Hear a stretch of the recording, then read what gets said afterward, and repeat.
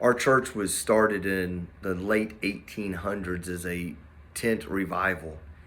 And then they started meeting in local homes. And in a very short time, they raised enough money to build just a small one-room church. Next year, we're going to celebrate 125 years as a congregation, which glory to God. That is awesome and amazing, and that is a blessing from God.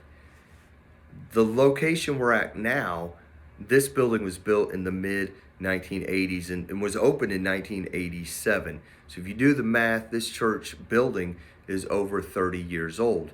And I want to talk to you today about building maintenance. And so when you think about this building being 30 years old, 30 plus years old, some of the things need to be replaced. They're worn out, they're broke down. This is a large building. We have a sanctuary that seats 700 plus people. Then we have an educational wing. We have a gymnasium. We have a school building that's all attached. And when you put that all under roof, this is a large roof. And our roof leaks. And the shingles, it's time for them to be replaced. Going back to a sanctuary that holds 700 plus people, you can imagine how big the parking lot has to be to hold all those cars. And our parking lot actually goes all the way around our building. So it's not just parking stalls. There's a service road that gets up here, and this is all asphalt. And being 30 plus years old, it's cracking, it's crumbling. We've got some potholes going on. And it's time to take care of those. We have 14 HVAC systems, units, and those are all original. They're going to start wearing out and breaking down. In fact, we had to replace the 3 of them that serviced the gym, so we still have 11 to go. Those 3 items, a roof, a parking lot, and an HVAC system, that estimated $300,000 to $400,000 to take care of those. Our church don't have that much money. I'm not a money guy.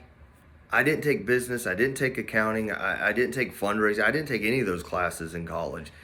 So here I am, 26 years in the ministry and 50 years old.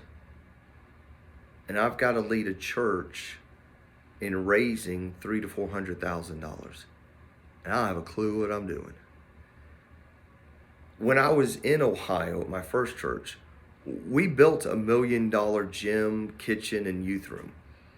And that was done through capital campaigns. But I wasn't a part of that. Like, I didn't sit at the table. I really wasn't a part of the planning or part of the leadership. That was a different board that did that. And so I really missed out on an opportunity to teach me and to prepare me for the future. The second church I was at, we never had to do anything as far as raise a bunch of money for repairs or remodel or additional building. And so there was never an opportunity there. After I left, they did some things where they had to raise some funds. They added on to the garage, and they asphalted part of the parking lot that used to be gravel. So again, I wasn't there, so I don't know how they did that. But here's the point. Going in with eyes wide open. Yes, you're the pastor, and yes, you're the leader, and you need to lead your board or your council or your congregation through this, because these items have to be addressed. They have to be fixed, repaired, replaced, whatever. But I don't have to do it alone. I have this amazing board, and we have these great conversations about these topics, about getting bids from different roofers, and about a capital campaign fund, and about taking out a loan with a local bank or a different bank. Even looking at some of the assets that we have as a church that we could liquidate into cash to offset some of that. I also have men in my life, men and women in my life, pastors and state leaders and people who have been a part of churches that have gone through this, that I can lean on, and they can speak into it, and they can lead and guide from their wisdom and their own experiences. I also have the state office and the national office.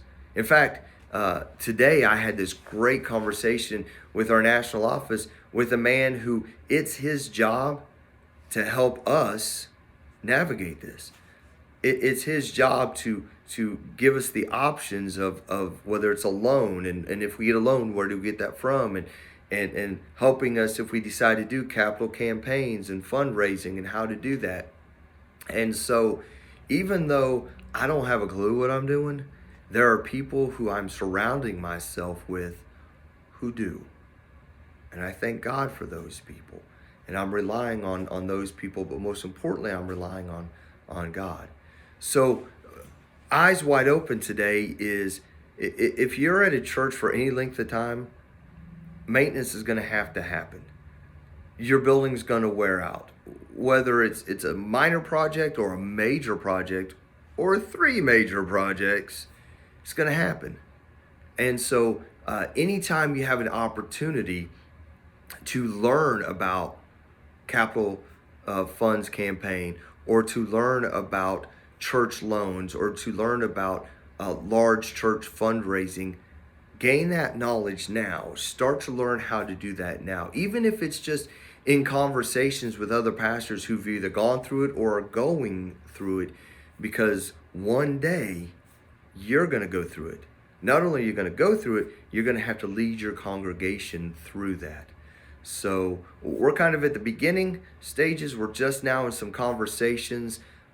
So we'll see how it goes, and I'll keep you updated on a later video on what happens. So I love you, and have a blessed rest of your week. Have a blessed Sunday. Stay safe and stay warm.